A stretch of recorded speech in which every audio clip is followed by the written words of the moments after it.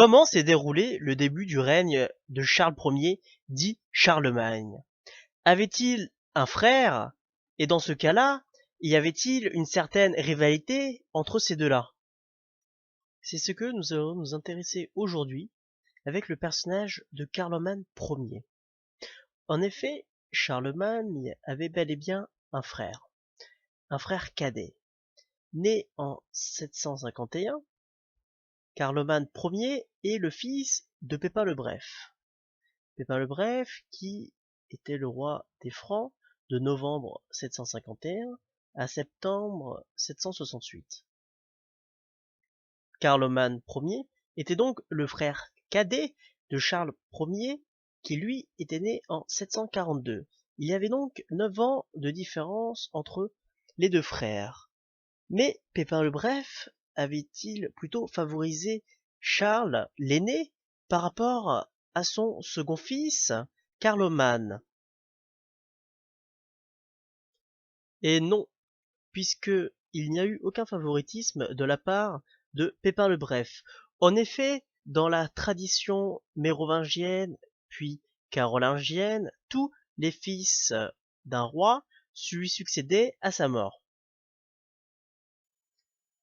Ainsi, la couronne franque ainsi que les territoires accumulés par le roi étaient donc divisés équitablement entre tous les fils. Dans un souci donc de formation au pouvoir royal, mais aussi de légitimité, Pépin le Bref associe donc ses deux enfants dès 754 au trône royal. Cependant, le père meurt assez rapidement puisque il décède le 24 septembre 768. C'est par conséquent que ses deux fils, Carloman et Charles Ier dit le Grand, lui succèdent. Carloman est sacré roi le 9 octobre 768 à Soissons, qui est la ville historique des Francs. Une anecdote assez marrante, puisque le même jour, Charles Ier est lui aussi sacré, mais lui à Noyon.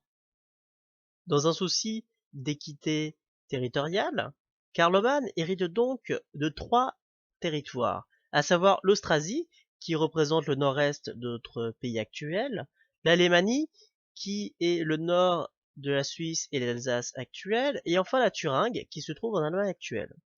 Quant à Charles Ier, dit Charlemagne, lui reçoit également 3 territoires, à savoir la Neustrie, qui correspond au nord-ouest de la France, la Bourgogne et l'Aquitaine.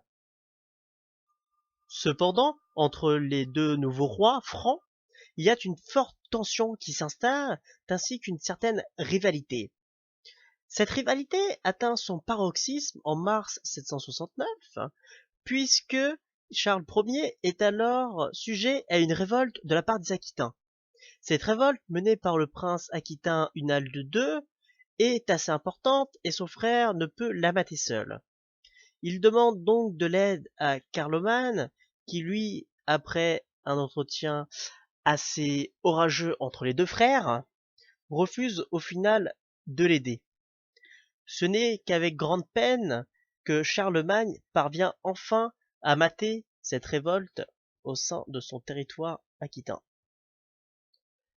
Pourquoi donc Carloman Ier n'a-t-il pas choisi d'intervenir pour aider son frère qui en avait grand besoin? Ce choix de non-intervention est plutôt synonyme et révélateur des tensions qui animent les deux frères à ce moment.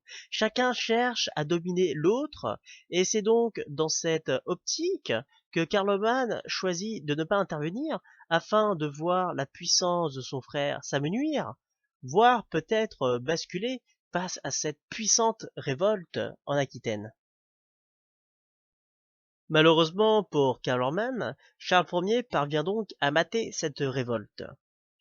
Cependant, les relations sont désormais orageuses entre les deux jeunes rois francs.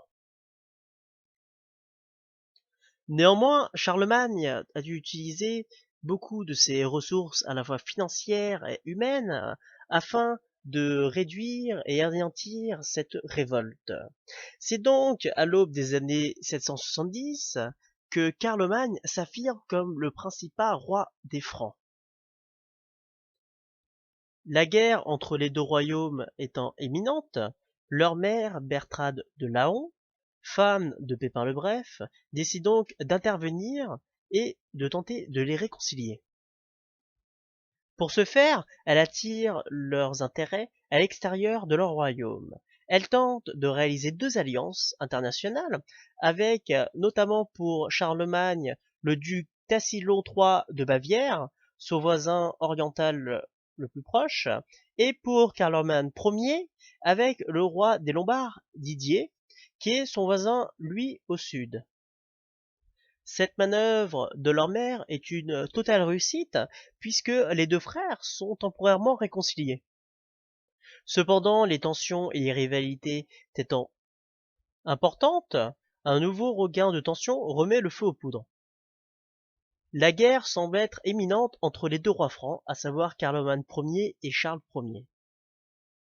Grâce au répit de ces dernières années, à savoir entre 769, année de la révolte des Aquitains, et 771, année où la guerre risque d'éclater, Charlemagne a su reconstruire ses forces à la fois humaines et économiques. Carloman ne possède donc plus son avantage qu'il avait en l'année 769. Toutefois, la guerre est évitée de justesse puisque le frère cadet tombe malheureusement malade à partir de juin 771. Finalement, en décembre 771, Carloman Ier décède de sa maladie et est enterré et inhumé au sein de l'abbaye de Saint-Rémy de Reims. Carloman décède donc à l'âge de 20 ans. Face au faible soutien de l'aristocratie franque, Gerberg, la femme de Carloman et ses deux fils, décident de s'exiler au royaume de Lombardie. Ce faible soutien est explicable par le fait que Charlemagne a su rallier une partie de l'aristocratie de Carloman à sa cause. Grâce au soutien d'une partie de l'aristocratie du défunt roi, Charlemagne réussit à s'emparer des anciens territoires de Carloman. C'est donc à la tête d'un royaume franc unifié et puissant que Charlemagne commence son célèbre règne. À la suite de cette biographie de ce Français que l'histoire a oublié, nous pouvons donc nous poser plusieurs questions. Si Carloman Ier n'avait pas été touché par la maladie, le règne de Charlemagne aurait été-il aussi grand et important? Et si la guerre avait éclaté, qui aurait été vainqueur? Qui aurait été vaincu? Et surtout, quelles auraient été les conséquences pour le royaume de France?